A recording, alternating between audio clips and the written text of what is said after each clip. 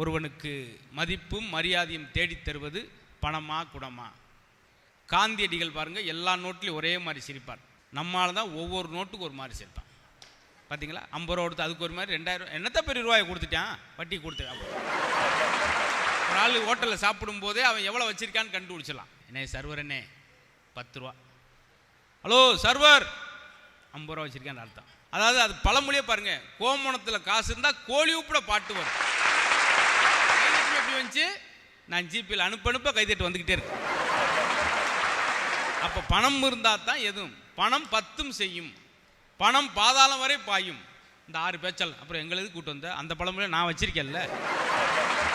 பாருங்க, பணத்தை பற்றி இதுக்கு மேலே ஆழமாக போய் பேச முடியாத அளவுக்கு எல்லாத்தையும் பேசுகிறாங்க. 16 பாட்டு வரும் பணத்தை பற்றி. பணம் பந்தியிலே குணங்குப்பையிலே, பார்த்தீங்களா? முதல் சிரிக்கினா அவங்க பாட்டு போச்சுனாங்க.